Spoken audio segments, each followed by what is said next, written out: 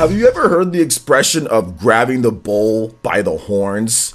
Well, that's the exact opposite when it comes to Atlus and Sega and their strategy for this generation, which in my opinion has been one of the most worst employed strategies that I have ever seen for a Japanese company in the market, especially considering the health of the market, especially considering what you have right in front of you. It's not like we haven't seen the Nintendo Switch continue to dominate the sales charts in Japan and worldwide. Heck, the past year plus, the Nintendo Switch has been the best selling system in the MPDs, has been the best selling system in Japan, and still to this day, as I edit and speak this video, Atlus is still asking us with surveys. Sega is still asking us with surveys of what we want. How come every single 6 months or so we get a survey asking us? What happened to the last survey where people were saying that? What happened to the survey a year and a half ago or so? You did nothing that was on that survey, yet you're asking for another survey. I don't understand the logic behind this with Atlus. This does not make any sense. That's like me asking you guys, hey, what type of videos would you guys like to see? You guys fill out a survey and then you don't get any of those videos. Imagine that if I was like, hey guys, you guys want videos on, this game, or this game? You guys want more videos on Mario, Zelda, or Metroid, and then you guys all vote for one game, like let's say more videos on Metroid, for example, and then I don't deliver that, and then 6 months later I'm like, hey, you guys want more videos on Mario, Metroid, or Zelda, and you guys are just gonna vote for the same thing. I don't understand the need to participate in these surveys when they don't do anything that are actually on the surveys. You've had companies, various companies, release multiple ports, release multiple re-releases and have amazing success on the Nintendo Switch and other platforms. And then you have Sega and Atlus, who constantly don't hit their sales forecasts, who constantly project, oh man, our games didn't sell enough, who constantly still play these weird console rules that they do. I mean, I don't understand Sega, and I don't understand how they've fallen off so much. But then again, I look back at Sega's history and I realize, all that's happening with Sega is the same thing that happened with the console industry, but now it's bleeding over into their games. But fortunately for Sega, video game software publishing and developing isn't anywhere near as costly as console manufacturing, because that's what Sega's financial reports look like. Absolute shambles, and no wonder why. You have companies like Activision, you have companies like Bethesda, you have companies like Bandai Namco, Square Enix, you have Koei Tecmo, you have all of these companies that are literally making millions, if not billions of dollars off of re-releases and Switch ports, and then once again, you have Atlus and Sega, who do literally nothing. I mean, yes, there's been some games from Sega, but all the games that people want are MIA. They're missing. You can't find them. Where are you guys at? And I am tired of sitting here and waking up every single morning and looking on news and saying, what am I gonna talk about today? I'm clicking through and all of a sudden I see a video that says, oh, well, Atlus is asking for surveys. Or I see my homies on Twitter say, oh, well, here we go. This is what Atlus is asking for. Let's get hyped. Let's go and do the survey.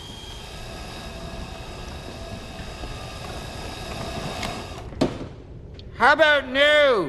No, I'm not doing any more surveys. One survey is enough. They already know what we're looking for. They already know what we want. What's wrong with them? Like, can they not see the sales charts? It's like, what do people want? Do people want Switch games? Oh, by the way, the Switch has sold 52 million systems worldwide. It's like, how can you not connect A and B? Are they having a problem? Do they need to develop a persona that has a pencil so they can draw in and connect the lines, connect the dots? I don't understand this company. I mean, they need to start acting like a dragon instead of just making games with that in the subtitle. Be a bit more aggressive with what you guys are doing. Sega is a survey, or Atlus more like it, is a survey producer. They've produced more surveys than actual games that people are going to play this generation. I mean, it just seems like that. Yes, I'm exaggerating a little bit, but hey, it's a video for entertainment. But I mean, are you guys really going to sit here and participate in these surveys over and over?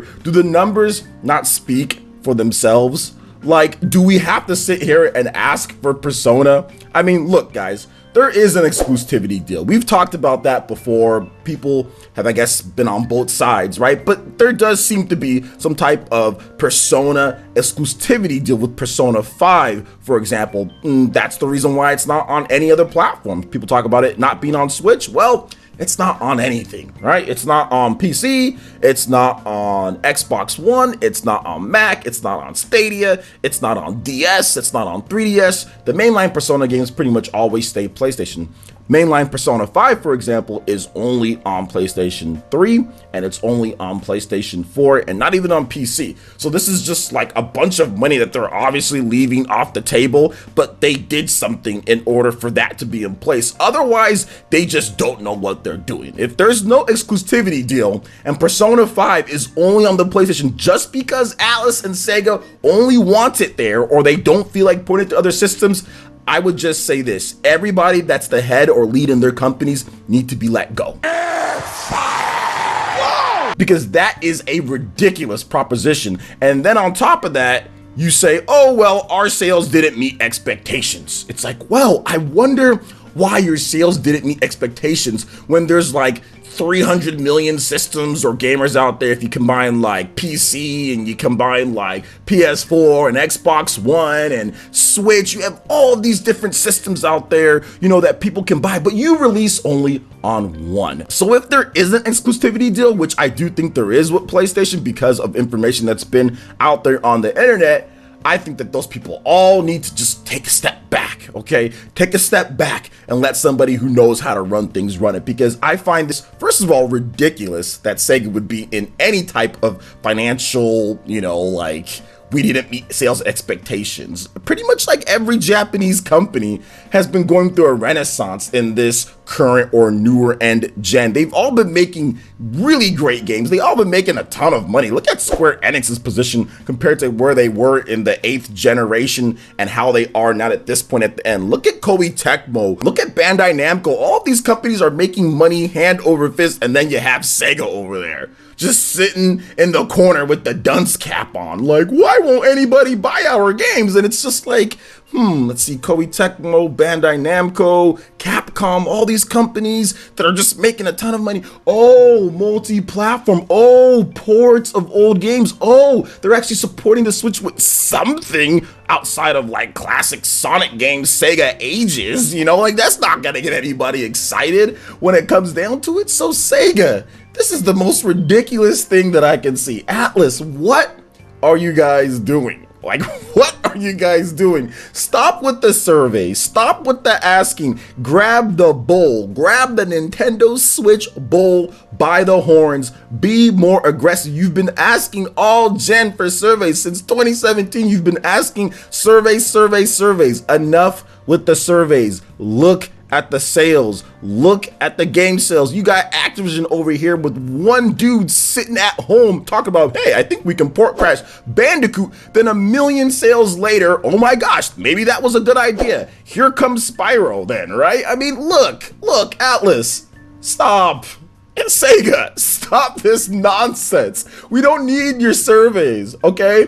We don't need your surveys. You don't need to be asking us if we want awesome RPGs on the Nintendo Switch. Yes, we would like that on the Nintendo Switch. Look at the game sales. Look at Octopath Traveler. Look at Xenoblade Chronicles 2. Look at Astral Chain. Look at all of these games, these core games that people love that have been selling great on the Nintendo Switch. You do not need us to do that. Just look at the numbers. The numbers are there for everybody to see. I don't know why you guys think you're some type of special case, and I get it. Games are expensive, right? It'd be expensive to port over some of these and make it up to the quality that you guys like it, but we're not asking for every single thing in the world. Start with some Shin Megami Tensei games, or just start with some Persona games. Yes, people want to play your awesome RPGs on the Nintendo Switch.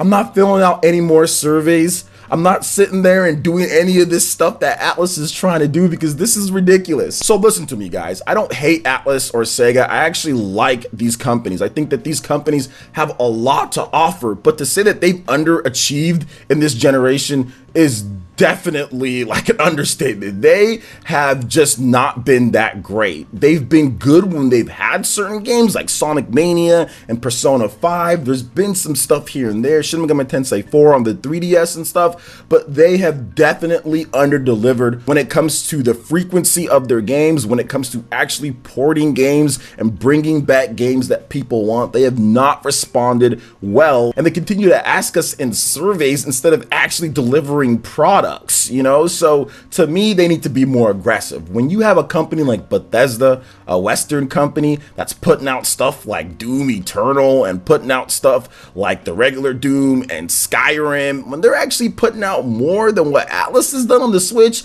that's when you know there is definitely a problem, because Atlus's games would probably sell way better than anything Bethesda puts out if Sega and Atlus actually got a bit more aggressive with their strategy and actually looked at the number of systems being sold and factored that into business plans. But hey, I digress. What do you guys think about this? Let me know your thoughts in the comment section below. All right, guys, that wraps it up for this video here. Check out the link in the description below. Give us a follow on Twitter and stay updated on all the latest gaming news. Also, make sure you like, comment, and subscribe to PlayerEssence and share the video if you can. Thank you guys so much for watching, and we'll catch you for the next one. Peace.